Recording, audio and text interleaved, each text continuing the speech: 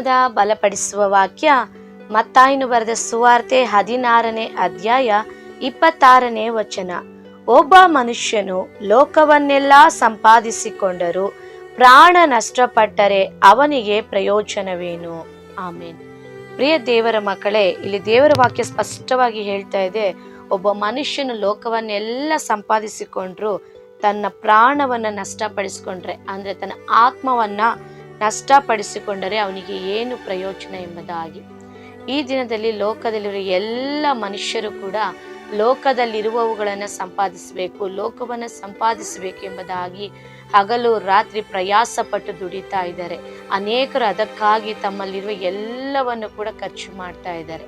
Hallelujah.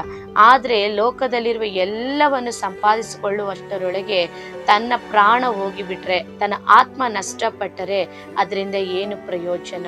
ಯಾಕೆ ಆತ್ಮದ ಕುರಿತು ನಾವು ಯೋಚನೆ ಮಾಡಬೇಕು ಎಂಬುದಾಗಿ ನೋಡೋದಾದ್ರೆ, ದೇವರು ನಮ್ಮನ್ನ ಸೃಷ್ಟಿಸಿದಾಗ ತನ್ನ ಆತ್ಮವನ್ನ, ತನ್ನ ಜೀವ ಶ್ವಾಸವನ್ನ ನಮ್ಮೊಳಗೆ ಕೊಟ್ಟಿದ್ದಾರೆ. ಹಲ್ಲೆಲೂಯಾ. ಆ ಜೀವ ಶ್ವಾಸದಿಂದಲೇ ನಾವು ಬದುಕ್ತಾ ಇದ್ದೇವೆ. ಆತನು ಕೊಟ್ಟ ಶ್ವಾಸ, ತನ್ನಲ್ಲಿರುವ ಶ್ವಾಸವನ್ನ ನಮಗೆ ಕೊಟ್ಟಿದ್ದಾರೆ. ಹಲ್ಲೆಲೂಯಾ. ಆಗ ನಮ್ಮ ಶರೀರ ಒಂದು ದಿನ ಮಣ್ಣಿಗೆ ಹೋಗುತ್ತದೆ, ಆದರೆ ಆತನು ನಮಗೆ ಕೊಟ್ಟಿರುವಂತ ಆತ್ಮ ಅದು ತನ್ನನ್ನು ಸೃಷ್ಟಿಸಿದಂತಹ ಸೃಷ್ಟಿಕರ್ತನ ಬಳಿಗೆ ಹೋಗುತ್ತದೆ. ಹಲ್ಲೆಲೂಯಾ. ಅಲ್ಲಿ ಹೋದ ನಂತರ ಏನು ನಡೆಯುತ್ತೆ ಎಂಬುದಾಗಿ ನೋಡೋದಾದ್ರೆ, ನಮಗೆ ಒಂದು ನಿತ್ಯ ಜೀವ ಇದೆ. ಹಲ್ಲೆಲೂಯಾ. ಅನೇಕರಿಗೆ ಈ ಸತ್ಯ ಗೊತ್ತಿಲ್ಲ. ಏನೋ ಮನುಷ್ಯನಾಗಿ ಹುಟ್ಟಬೇಕು, ನಾವು ಬಾಳ್ಬೇಕು, ಬದುಕಬೇಕು, ಓದಬೇಕು, ಒಂದು ಮದುವೆ ಮಾಡಿಕೊಳ್ಬೇಕು, ಮನೆ ಕಟ್ಟಬೇಕು, ಆಸ್ತಿ ಮಾಡಬೇಕು, ಐಶ್ವರ್ಯ ಸಂಪಾದಿಸಬೇಕು, ಮತ್ತೆ ಮಕ್ಕಳು ಮೊಮ್ಮಕ್ಕಳಿಗೆಲ್ಲ ನಾವು ಆಸ್ತಿ ಐಶ್ವರ್ಯ ಮಾಡಿಕೊಟ್ಟು ನಾನು ಸಾಯ್ಬೇಕು, ಅಷ್ಟೇ ಜೀವನ ಎಂಬುದಾಗಿ ಅನೇಕರು ತಿಳಿದುಕೊಂಡಿದ್ದಾರೆ. ಒಂದು ಸತ್ಯ ಇದೆ, ಏನೆಂಬುದಾಗಿ ನೋಡೋದಾದ್ರೆ, ನಮಗೊಂದು ಆತ್ಮ ಇದೆ. ಆ ಆತ್ಮ ತನ್ನನ್ನು ಸೃಷ್ಟಿಸಿದಂತಹ ಸೃಷ್ಟಿಕರ್ತನ ಬಳಿಗೆ, ಯೆಹೋವನ ಬಳಿಗೆ ಹೋಗಬೇಕು. ಹಲ್ಲೆಲೂಯಾ. ನಮಗೊಂದು ನಿತ್ಯ ಜೀವ ಇದೆ. ಆ ನಿತ್ಯ ಜೀವಕ್ಕೆ ಹೋಗೋದಾದರೆ ನಾವು ಅಲ್ಲಿ ಸಾವಿರಾರು ವರ್ಷಗಳು ಅಲ್ಲಿ ಪರಲೋಕದಲ್ಲಿ ಹಸಿವಿಲ್ಲದೆ, ಬಾಯಾರಿಕೆ ಇಲ್ಲದೆ, ದುಃಖವಿಲ್ಲದೆ, ಕಣ್ಣೀರಿಲ್ಲದೆ, ಚಿಂತೆ ಇಲ್ಲದೆ ಇನ್ನೊಂದು ಜೀವನ ನಮಗೆ ಇದೆ. ಹಲ್ಲೆಲೂಯಾ. ಆದ್ದರಿಂದ ಪ್ರಿಯ ದೇವರ ಮಕ್ಕಳೇ, ನಿಮ್ಮಲ್ಲಿ ರಕ್ಷಣೆ ಹೊಂದಿರುವ ಅನೇಕರು ಕೂಡ ಯಾವಾಗಲೂ ಲೋಕದ ಕಾರ್ಯಗಳಿಗಾಗಿ ನೀವು ಪ್ರಯಾಸ ಪಡ್ತಾ ಇದ್ದೀರಾ. ನಾನು ಆಸ್ತಿ ಮಾಡಬೇಕು, ಐಶ್ವರ್ಯ ಮಾಡಬೇಕು, ಅದು ಸಂಪಾದಿಸಬೇಕು, ಇದು ತಗೋಬೇಕು, ಅದು ತಗೋಬೇಕು, ಹಾಗೆ ಹೀಗೆ ನಿಮ್ಮನ್ನೆಲ್ಲ ಕೂಡ ಅದರಲ್ಲಿ ನೀವು ಖರ್ಚು ಮಾಡ್ಕೊಳ್ತಾ ಇದ್ದೀರಾ. ನಿಮಗಿರುವ ಎಲ್ಲ ಕಾರ್ಯಗಳನ್ನು ನೀವು ಅದಕ್ಕಾಗಿ ಉಪಯೋಗಿಸ್ತಾ ಇದ್ದೀರಾ. ಹಲ್ಲೆಲೂಯಾ. ಆದರೆ ನಮ್ಮೊಳಗಿರುವ ಆತ್ಮಕ್ಕಾಗಿ ನೀವು ಏನು ಮಾಡ್ತಾ ಇದ್ದೀರಾ? ಹಲ್ಲೆಲೂಯಾ. ಶರೀರಕ್ಕಾಗಿ ಎಲ್ಲವನ್ನು ಮಾಡ್ತಾ ಇದ್ದೀರಾ. ನಮಗೆ ಮನೆ ಬೇಕು, ನಮಗೆ ಒಳ್ಳೆ ರೀತಿ ಫ್ರಿಡ್ಜ್ ಬೇಕು, ವಾಷಿಂಗ್ ಮಿಷಿನ್ ಬೇಕು, ಓಡಾಡೋದಕ್ಕೆ ವಾಹನಗಳು ಬೇಕು, ನಾವು ಎಲ್ಲಾದ್ರೂ ಒಂದು ಕಾರ್ಯಕ್ರಮಗಳಿಗೆ ಹೋಗೋದಾದ್ರೆ ಒಡವೆಗಳು ಬೇಕು, ಒಳ್ಳೆಯ ಸ್ಥಾನಮಾನ ಬೇಕು, ಹೊಗಳಿಕೆ ಬೇಕು, ಗೌರವ ಬೇಕು, ಎಲ್ಲ ಬೇಕು. ಆದರೆ ನಿಮ್ಮೊಳಗಡೆ ಇರುವಂತ ಆತ್ಮಕ್ಕೆ ನೀವು ಏನನ್ನ ಕೊಡ್ತಾ ಇದ್ದೀರಾ? ಹಲ್ಲೆಲೂಯಾ. ಒಂದು ಸಾರಿ ಯೋಚಿಸಿ ನೋಡ್ತೀರಾ? ಇಲ್ಲಿ ಮತ್ತಾಯನು ಬರೆದ ಸುವಾರ್ತೆ 16:26 ದೇವರ ವಾಕ್ಯ ಅದೇ ಹೇಳ್ತಾ ಇರೋದು. ಒಬ್ಬ ಮನುಷ್ಯ ಲೋಕವೆಲ್ಲ ಸಂಪಾದಿಸಿಕೊಂಡ್ರು ತನ್ನ ಪ್ರಾಣ ನಷ್ಟಪಟ್ರೆ ಅವನಿಗೆ ಏನು ಪ್ರಯೋಜನ ಎಂಬ ಒಂದು ಪ್ರಶ್ನೆಯನ್ನು ದೇವರಿಗೆ ಕೇಳ್ತಾ ಇದ್ದಾರೆ. ಈ ದಿನ ನಿಮ್ಮನ್ನು ನೀವೇ ನೋಡಿಕೊಂಡು ಈ ಪ್ರಶ್ನೆಯನ್ನು ಕೇಳಿಕೊಳ್ಳ್ರಿ. ಹೌದಲ್ವಾ? ನಾನು ಒಳ್ಳೆ ರೀತಿ ಮನೆ ಕಟ್ಕೊಂಡಿದ್ದೇನೆ, ಒಳ್ಳೆ ವಾಹನಗಳನ್ನ ಇಟ್ಕೊಂಡಿದ್ದೇನೆ, ಒಳ್ಳೆ ಕೆಲಸ ಸಂಪಾದನೆ ಮಾಡಿದ್ದೇನೆ, ಒಳ್ಳೆ ಆಸ್ತಿ ಐಶ್ವರ್ಯ ಇದೆ, ಆದರೆ ನನ್ನೊಳಗಿರುವ ಒಂದು ಆತ್ಮಕ್ಕೆ ನಾನು ಏನು ಮಾಡ್ತಾ ಇದ್ದೀನಿ, ಅದನ್ನು ನಷ್ಟಪಡಿಸ್ಕೊಳ್ತಾ ಇದ್ದೇನೆ ಎಂಬುದಾಗಿ ನಿಮ್ಮನ್ನು ಕುರಿತು ನೀವೇ ಯೋಚನೆ ಮಾಡ್ರಿ. ಹಲ್ಲೆಲೂಯಾ. ನಮ್ಮಲ್ಲಿರುವ ಆ ಆತ್ಮಕ್ಕೆ ಬೇಕಾಗಿರುವುದು ಪ್ರಾರ್ಥನೆ, ವಾಕ್ಯ, ನಂಬಿಕೆ, ಪರಿಶುದ್ಧತೆ. ಅದು ಯಾವಾಗಲೂ ಬಲಗೊಳ್ಳಬೇಕಾದ್ರೆ ಖಂಡಿತವಾಗಿ ಪ್ರಾರ್ಥನೆಯು, ದೇವರ ವಾಕ್ಯವು, ದೇವರೊಂದಿಗೆ ಸಹವಾಸವು ಖಂಡಿತವಾಗಿ ಬೇಕು. ಆಗ ಮಾತ್ರವೇ ಆ ಆತ್ಮವು, ಶರೀರವು ಸತ್ತು ಹೋದ್ರೂ ಕೂಡ ಆತ್ಮವು ಜೀವಿಸುವಂಥದ್ದಾಗಿರುತ್ತದೆ. ಆಗ ನಾವು ಪರಲೋಕ ರಾಜ್ಯದಲ್ಲಿ ನಿತ್ಯ ಜೀವವನ್ನು ಹೊಂದಿಕೊಂಡು ಸಾವಿರಾರು ವರ್ಷಗಳೊಂದು ಜೀವನವನ್ನು ಜೀವಿಸೋದಕ್ಕೆ ಸಾಧ್ಯ. ಅನೇಕರಿಗೆ ಈ ಸತ್ಯ ಗೊತ್ತಿಲ್ಲ. ಆದರೆ ಸತ್ಯ ಅರಿತಿರುವ ನಾವುಗಳು ಕೂಡ ಸರಿಯಾದ ಸಮಯಕ್ಕೆ ಪ್ರಾರ್ಥನೆ ಮಾಡೋದಿಲ್ಲ, ವಾಕ್ಯವನ್ನು ಓದೋದಿಲ್ಲ, ಸಭೆಗೆ ಹೋಗೋದಿಲ್ಲ, ಉಪವಾಸ ಮಾಡೋದಿಲ್ಲ, ಪರಿಶುದ್ಧರಾಗಿ ಜೀವಿಸೋದಿಲ್ಲ. ಇದೆಲ್ಲ ಯಾರಿಗಾಗಿ ಗೊತ್ತಾ? ನಮ್ಮ ಶರೀರಕ್ಕಾಗಿ ಅಲ್ಲ, ಬೇರೆಯವರಿಗಾಗಿ ಅಲ್ಲ, ನನ್ನೊಳಗಡೆ ಇರುವಂತ ಒಂದು ಆತ್ಮಕ್ಕಾಗಿ ನಾವು ಪ್ರತಿದಿನ ಪ್ರಯಾಸ ಪಡಬೇಕು. ಹೌದು, ನನ್ನಲ್ಲಿರುವ ಒಂದು ಆತ್ಮ ಯಾವಾಗಲೂ ಜೀವಿಸುವಂಥದ್ದಾಗಿರಬೇಕು. ಈ ಆತ್ಮ ನಷ್ಟಪಟ್ಟರೆ ನಾನು ಇದೆಲ್ಲವನ್ನು ಸಂಪಾದಿಸಿ ಏನು ಪ್ರಯೋಜನ ಎಂಬುದನ್ನು ನೀವು ಈ ದಿನದಿಂದ ಯೋಚನೆ ಮಾಡಬೇಕು. ಅನೇಕರು ಸತ್ಯ ಗೊತ್ತಿದ್ರೂ ಕೂಡ ಹಗಲು ರಾತ್ರಿ ದುಡಿತಲೇ ಇದ್ದೀರಾ, ನಿಮ್ಮ ಶರೀರವನ್ನು ಬಾಧಿಸ್ತಾನೆ ಇದ್ದೀರಾ. ಸಮಯವಿಲ್ಲ ನಿಮಗೆ, ಯಾವಾಗ ಕೇಳಿದ್ರು ಸಮಯ ಇಲ್ಲ, ಪ್ರಾರ್ಥನೆ ಮಾಡೋದಕ್ಕೆ ಸಮಯ ಇಲ್ಲ, ವಾಕ್ಯ ಓದೋದಕ್ಕೆ ಸಮಯ ಇಲ್ಲ, ಸಭೆಗೆ ಹೋಗೋದಕ್ಕೆ ಸಮಯ ಇಲ್ಲ, ಉಪವಾಸವಿದು ಕಾದಿದು ಕಾರ್ಯಗಳ ಕುರಿತು ನೀವು ಪ್ರಾರ್ಥಿಸೋದಕ್ಕೆ ನಿಮಗೆ ಸಮಯ ಇಲ್ಲ.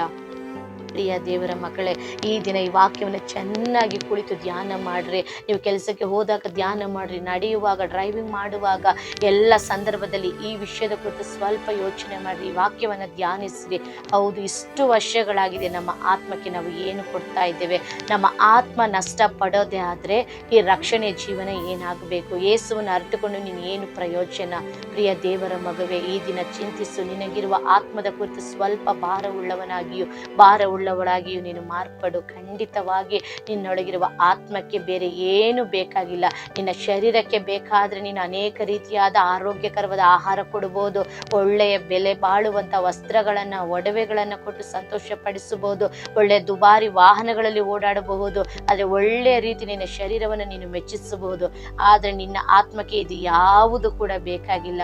ನಿನ್ನ ಆತ್ಮ ಜೀವಿಸಬೇಕು, ಅದು ಪುನಃ ದೇವರ ರಾಜ್ಯಕ್ಕೆ ಹೋಗಬೇಕು, ಅಲ್ಲಿ ನಿತ್ಯ ಜೀವ ಹೊಂದಿಕೊಳ್ಳಬೇಕು, ಸಾವಿರಾರು ವರ್ಷ ನೀನು ಅಲ್ಲಿ ಜೀವಿಸಬೇಕು ಅನ್ನೋದಾದ್ರೆ ಖಂಡಿತ ಆ ಆತ್ಮ ಬಾಳೋದಕ್ಕೆ, ಅದು ಯಾವಾಗಲೂ ಜೀವಿಸೋದಕ್ಕೆ ವಾಕ್ಯವು, ಪ್ರಾರ್ಥನೆ ಖಂಡಿತ ಬೇಕು. ಅನೇಕರು ಈ ಲೋಕದಲ್ಲಿ ಬ್ಯುಸಿ ಶೆಡ್ಯೂಲ್ನಲ್ಲಿ ನೀವು ಓಡ್ತಾ ಇದ್ದೀರಾ, ಪ್ರಾರ್ಥನೆ ಇಲ್ಲದೆ, ವಾಕ್ಯ ಇಲ್ಲದೆ ಯಾವಾಗಲೂ ಓಡ್ತಾ ಅದು ಮಾಡಬೇಕು, ಇದು ಮಾಡಬೇಕು, ಮದುವೆ ಮಾಡಬೇಕು, ಮನೆ ಕಟ್ಟಬೇಕು, ವಾಹನ ತಗೋಬೇಕು, ಅದು ಸಂಪಾದಿಸ್ಬೇಕು, ಇದು ಸಂಪಾದಿಸ್ಬೇಕು, ಜನರ ಗೌರವ ಬೇಕು, ಹೊಗಳಿಕೆ ಬೇಕು, ಓಡ್ತಾ ನಿಮ್ಮ ಆತ್ಮವನ್ನು ನಷ್ಟಪಡಿಸ್ಕೊಳ್ತಾ ಇದ್ದೀರಾ. ಪ್ರಿಯ ದೇವರ ಮಕ್ಕಳೇ, ದಯವಿಟ್ಟು ಮತ್ತೆ ಹೇಳ್ತಾ ಇದ್ದೇನೆ, ನಿಮ್ಮ ಆತ್ಮದ ಕುರಿತು ಸ್ವಲ್ಪ ಗಮನ ಹರಿಸ್ರಿ. ಅದಕ್ಕೆ ಬೇಕಾದ ಕಾರ್ಯಗಳನ್ನು ಕ್ರಮವಾಗಿ ಮಾಡ್ರಿ. ಮುಂಚಾನೆ ಎದ್ದು ಪ್ರಾರ್ಥನೆ ಮಾಡ್ರಿ, ವಾಕ್ಯವನ್ನು ಓದ್ರಿ, ದೇವರೊಟ್ಟಿಗೆ ಮಾತನಾಡ್ರಿ, ನಿಮ್ಮ ಎಲ್ಲ ಕಷ್ಟ ಸುಖಗಳನ್ನು, ನಿಮ್ಮ ಎಲ್ಲ ಕಾರ್ಯಗಳನ್ನು ಆತನೊಟ್ಟಿಗೆ ಹಂಚಿಕೊಳ್ಳ್ರಿ. ಯಾಕಂದ್ರೆ ಎಲ್ಲವನ್ನು ಸರಿ ಮಾಡುವವನು, ಪರಿಹರಿಸುವವನು, ಸಹಾಯ ಮಾಡುವವನು, ಅದ್ಭುತ ಮಾಡುವಂತನು ನಮ್ಮ ಕರ್ತನಾದ ಯೇಸು ಕ್ರಿಸ್ತನು. ಆತ್ಮದ ಕುರಿತು ಎಚ್ಚರಿಕೆಯುಳ್ಳವರಾಗಿರ್ರಿ. ಮತ್ತೆ ನಿಮ್ಮ ಆತ್ಮದ ಕುರಿತು ನೀವೊಂದು ಅಕ್ಕರೆ ಉಳ್ಳವರಾಗಿರ್ರಿ. ಆತ್ಮನ ಯಾವುದೇ ಕಾರಣಕ್ಕಾಗಿಯೂ ಯಾರಿಗಾಗಿಯೂ ನೀವು ನಷ್ಟಪಡಿಸಿಕೊಳ್ಳಬೇಡ್ರಿ. ಕೆಲವರು, ಅಯ್ಯೋ ನಾನು ಪ್ರಾರ್ಥನೆ ಮಾಡಿದ್ರೆ ಅವ್ರು ಏನು ಅಂದ್ಕೊಳ್ತಾರೋ, ನನ್ನ ಕುಟುಂಬದವ್ರು ಏನು ಅಂದ್ಕೊಳ್ತಾರೋ, ಆ ರೀತಿಯಾಗಿ ಎಲ್ಲ ಯೋಚನೆ ಮಾಡ್ತಾರೆ. ಯಾರು ಏನೇ ಅಂದುಕೊಂಡ್ರು ನಿಮ್ಮ ಪ್ರಾಣವನ್ನು ನೀವು ಉಳಿಸ್ಕೊಳ್ಳೋದಕ್ಕೆ ಏನೇನೋ ಪ್ರಯಾಸ ಪಡ್ತೀರಾ. ಆತ್ಮನ ಉಳಿಸ್ಕೊಳ್ಳೋದಕ್ಕೆ ಎಲ್ಲರ ಹತ್ರ ಹೋರಾಡ್ರಿ, ಪರವಾಗಿಲ್ಲ. ನಾವು ದೇವರ ರಾಜ್ಯಕ್ಕೆ ಹೋಗಬೇಕು ಅಂದರೆ ನಮ್ಮ ಆತ್ಮ ಜೀವಿಸುವಂಥದ್ದಾಗಿರಲೇಬೇಕು. ದಯವಿಟ್ಟು ಈ ದಿನದಿಂದ ಆತ್ಮಕ್ಕೆ ಏನಾದರೂ ಸ್ವಲ್ಪ ಒಳ್ಳೆ ಬಲವಾದ ಆಹಾರವನ್ನು ಕೊಡ್ರಿ. ಅದೇ ಪ್ರಾರ್ಥನೆ ಮತ್ತು ವಾಕ್ಯವಾಗಿದೆ. ಈ ದಿನದಿಂದ ಪುಷ್ಟಿಕರವಾದ ಪ್ರಾರ್ಥನೆ, ಏನು 2 ನಿಮಿಷ ಪ್ರಾರ್ಥನೆ, 5 ನಿಮಿಷ ಪ್ರಾರ್ಥನೆ, 10 ನಿಮಿಷ ಪ್ರಾರ್ಥನೆ ಅಲ್ಲ. ಕೇವಲ ನೀವು ಮಾಡೋ 5 ನಿಮಿಷ 10 ನಿಮಿಷ ಪ್ರಾರ್ಥನೆಯಿಂದ ನಿಮ್ಮ ಆತ್ಮವು ಕಾಪಾಡಲ್ಪಡೋದಿಲ್ಲ, ನಿಮ್ಮ ಕುಟುಂಬವು ಕಾಪಾಡಲ್ಪಡೋದಿಲ್ಲ. ನೀವು ಆಸಕ್ತಿಯುಳ್ಳವರಾಗಿ ಕಣ್ಣೀರಿನಿಂದ, ಆತ್ಮಭಾರದಿಂದ ನಿಮಗಾಗಿಯೂ ಪ್ರಾರ್ಥನೆ ಮಾಡ್ರಿ, ನಿಮ್ಮ ಕುಟುಂಬಕ್ಕಾಗಿಯೂ ಪ್ರಾರ್ಥನೆ ಮಾಡ್ರಿ, ನಿಮ್ಮ ಅಕ್ಕಪಕ್ಕದವರಿಗಾಗಿ ಪ್ರಾರ್ಥನೆ ಮಾಡ್ರಿ, ನಿಮ್ಮ ಬಂಧು ಮಿತ್ರರಿಗಾಗಿ ಪ್ರಾರ್ಥನೆ ಮಾಡ್ರಿ, ಅಧಿಕಾರಿಗಳಿಗಾಗಿ ಪ್ರಾರ್ಥನೆ ಮಾಡ್ರಿ, ರಾಜ್ಯಕ್ಕಾಗಿ, ದೇಶಕ್ಕಾಗಿ ಪ್ರಾರ್ಥನೆ ಮಾಡ್ರಿ. ಹಲ್ಲೆಲೂಯಾ. ಸ್ವಾರ್ಥದ ಪ್ರಾರ್ಥನೆಯನ್ನು ನಿಲ್ಲಿಸ್ರಿ. ಇದೆಲ್ಲವೂ ಕೂಡ ನಿಮ್ಮ ಆತ್ಮವನ್ನು ಬಲಪಡಿಸುವಂಥದ್ದಾಗಿದೆ, ದೇವರ ಹೃದಯವನ್ನು ಸಂತೋಷಪಡಿಸುವಂಥದ್ದಾಗಿದೆ. ಪ್ರಿಯ ದೇವರ ಮಕ್ಕಳೇ, ನೋಡ್ರಿ, ಸತ್ಯವೇದದಲ್ಲಿ ನಮಗೆ ನ್ಯಾಯಸ್ಥಾಪಕರಲ್ಲಿ ಒಂದು ವ್ಯಕ್ತಿಯ ಕುರಿತು ಗೊತ್ತು. ಆತನ ಹೆಸರೇ ಸಂಸೋನನು ದೇವರು ಕೊಟ್ಟುವಂಥ ಬಲವನ್ನ, ಅದನ್ನ ವ್ಯರ್ಥವಾಗಿ ಅವನು ಉಪಯೋಗಿಸಿ ದೇವರು ಕೊಟ್ಟ ಬಲವನ್ನು ಕಳೆದುಕೊಂಡ. ಅವನು ಕೊನೆಗೆ ತನ್ನ ಆತ್ಮವನ್ನು ನಷ್ಟಪಡಿಸಿಕೊಳ್ಳುವಂಥ ಕಾರ್ಯಗಳನ್ನು ಮಾಡ್ದ. ಎಲ್ಲ ಶರೀರಕ್ಕಾಗಿ ಬೇಕಾದ ಎಲ್ಲ ಕಾರ್ಯಗಳನ್ನು ಮಾಡ್ದ. ಅವನು ದೇವರು ಯಾವುದೆಲ್ಲ ಬೇಡ ಅಂತ ಹೇಳಿದ್ರು ಅದನ್ನೆಲ್ಲ ಮಾಡಿ ದೇವರು ತನಗೆ ಕೊಟ್ಟಿರೋ ಬಲವನ್ನು ಕಳೆದುಕೊಂಡು ತನ್ನೊಳಗಿರುವ ಆತ್ಮವನ್ನು ನಷ್ಟಪಡಿಸಿಕೊಂಡು ಅನೇಕ ಕಾರ್ಯಗಳನ್ನು ಮಾಡಿ ಅವನು ದೇವರ ಬಳಿ ಕೊನೆಯ ಬಾರಿ ದುಃಖದಲ್ಲಿ ಅತ್ತು ಗೋಳಾಡಿ ಮತ್ತೆ ಆ ದೇವರ ಬಲವನ್ನು ಹೊಂದಿಕೊಂಡು ತನ್ನನ್ನು ನೋಯಿಸಿದಂಥ ಶತ್ರುಗಳನ್ನು ಒಂದೇ ಬಾರಿ ಸಾಯಿಸ್ದ. ಹಲ್ಲೆಲೂಯಾ. ಅದೇ ರೀತಿಯಾಗಿ ನೋಡೋದಾದ್ರೆ ಅಪೊಸ್ತಲರ ಕೃತ್ಯಗಳಲ್ಲಿ 5ನೇ ಅಧ್ಯಾಯದಲ್ಲಿ ಅನನೀಯ ಸಫೀರ ಎಂಬ ಒಂದು ಗಂಡ ಹೆಂಡತಿ ನಮಗೆ ಗೊತ್ತು. ಅವರು ಕೂಡ ಅವರು ಮಾರಿದಂಥ ಆಸ್ತಿಯಲ್ಲಿ ತಮಗಾಗಿ ಸ್ವಲ್ಪವನ್ನು ಇಟ್ಟುಕೊಂಡ್ರು. ಅಂದರೆ ಅವರು ಶರೀರ ಕುರಿತು ಯೋಚನೆ ಮಾಡಿದ್ರು. ಹೌದಲ್ವ, ನಾವು ಧಾರಾಳವಾಗಿ ಕೊಡಬೇಕು, ನಾವು ನಂಬಿಗಸ್ತರಾಗಿರಬೇಕು, ದೇವರು ನಮ್ಮನ್ನು ಪೋಷಿಸ್ತಾರೆ ಅನ್ನೋ ಅಂತ ಒಂದು ಯೋಚನೆ ಇಲ್ಲದೇನೆ ಅವರು ತಮ್ಮ ಶರೀರಕ್ಕಾಗಿ, ಬರುವ ಮುಂದಿನ ಕಾರ್ಯಗಳಿಗಾಗಿ ಅವರು ಯೋಚನೆ ಮಾಡಿ ಅವರು ಅಪೊಸ್ತಲರ ಮುಂದೆ ಬಂದು ಹೇಳ್ತಾ ಇದ್ದಾರೆ, ನಾವು ಇಷ್ಟಕ್ಕೆ ಈ ಭೂಮಿಯನ್ನು ಮಾರಿದಿಂದ ಸುಳ್ಳು ಹೇಳ್ತಾ ಇದ್ದಾರೆ. ಅಂದರೆ ಅಲ್ಲಿ ಅವ್ರಿಗೆ ಏನು ಯೋಚನೆ ಬಂತು ಅಂದರೆ ಅವರ ಶರೀರದ ಕುರಿತು ಒಂದು ಯೋಚನೆ, ನಾಳೆ ಜೀವನದ ಕುರಿತು ಒಂದು ಯೋಚನೆ ಬಂತು. ಆದರೆ ಅಯ್ಯೋ, ನನ್ನೊಳಗಿರುವ ಆತ್ಮಕ್ಕೆ ಇದು ಬೇಡವಾಗಿದ್ದಲ್ವಾ, ನನ್ನ ಆತ್ಮಕ್ಕೆ ಬೇಕಾಗಿದ್ದು ಇದಲ್ವಲ್ಲ ಅಂತ ಅವ್ರು ಯೋಚನೆ ಮಾಡಲಿಲ್ಲ. ಅವರುಗಳು ಕೂಡ ಗಂಡ ನಂತರ ಹೆಂಡತಿ ಇಬ್ಬರು ಸುಳ್ಳು ಹೇಳಿ ಅಲ್ಲಿ ಅವರು ಕುಸಿದು ಬಿದ್ದು ಸತ್ತು ಹೋದರು ಎಂಬುದಾಗಿ ಸತ್ಯವೇದದಲ್ಲಿ ನೋಡ್ತೇವೆ. ಇದರಲ್ಲಿ ಏನು ಅಂತ ನೋಡೋದಾದ್ರೆ, ಅವರು ಕೂಡ ತಮ್ಮ ಆತ್ಮಗಳನ್ನು ನಷ್ಟಪಡಿಸಿಕೊಂಡ್ರು. ಶರೀರಕ್ಕಾಗಿ ಯೋಚಿಸಿದ್ರು, ಮುಂದಿನ ಜೀವನಕ್ಕಾಗಿ ಯೋಚನೆ ಮಾಡಿದ್ರು. ಆದರೆ ಅವರೊಳಗಿರುವಂಥ ಆತ್ಮದ ಕುರಿತು ಅವರು ಯೋಚನೆ ಮಾಡಲೇ ಇಲ್ಲ. ಅದರ ನಿಮಿತ್ತವಾಗಿ ಅವರ ಆತ್ಮ ನಷ್ಟಪಟ್ಟು ಹೋಯಿತು. ಹಲ್ಲೆಲೂಯಾ. ಇನ್ನು ಸತ್ಯವೇದದಲ್ಲಿ ಅನೇಕ ರೀತಿಯಾಗಿ ಮಾಡಿದವರು ಇದ್ದಾರೆ. ಈ ದಿನಗಳಲ್ಲಿರುವ ನಾವುಗಳು ಸಹ ಇದೇ ರೀತಿಯಾಗಿ ಯಾವಾಗಲೂ ಶರೀರದ ಕುರಿತೇ ಚಿಂತೆ. ಏನು ಕುಡಿಯೋಣ, ಏನು ತಿನ್ನೋಣ, ಎಲ್ಲಿ ಹೋಗೋಣ, ಏನು ಮಾಡೋಣ, ಏನು ದುಡಿಯೋಣ, ಇದೇ ನಮ್ಮ ಜೀವಿತ ಆಗ್ತಾ ಇದೆ. ನಿಮಗೆ ಗೊತ್ತಾ, ಕಳೆದ ಹೋದ ದಿನಗಳಲ್ಲಿ ವಿದೇಶದಲ್ಲಿ ನಡೆದಂಥ ಒಂದು ಭೂಕಂಪದಿಂದಾಗಿ 1,00,000 ಜನರು ಮರಣ ಹೊಂದಿದ್ದಾರೆ ಎಂಬುದಾಗಿ ಅನೇಕ ನ್ಯೂಸ್ಗಳಲ್ಲಿ ನಾವು ಕೇಳ್ತಾ ಇದ್ದೇವೆ. ಎಲ್ಲಿ ನೋಡಿದ್ರು ಭೂಕಂಪಗಳು ನಡೀತಾ ಇದೆ, ಎಲ್ಲಿ ನೋಡಿದ್ರು ಬರಗಾಲಗಳು ಉಂಟಾಗ್ತಾ ಇದೆ, ಘೋರವಾದ ವ್ಯಾಧಿಗಳು ನಮ್ಮ ದೇಶದೊಳಗೆ, ರಾಜ್ಯದೊಳಗೆ ಬರ್ತಾ ಇದೆ. ಅನೇಕ ವಿಧವಾದ ಕೊನೆಯ ದಿನಗಳಲ್ಲಿ ನಡೆಯಬೇಕಾದ ಸೂಚನೆಗಳನ್ನು ನಾವು ನೋಡ್ತಾ ಇದ್ದೇವೆ. ಹಲ್ಲೆಲೂಯಾ. ಹೀಗಿರುವಾಗ ನಾವು ಅಂತ್ಯ ದಿನಗಳಲ್ಲಿದ್ದೇವೆ.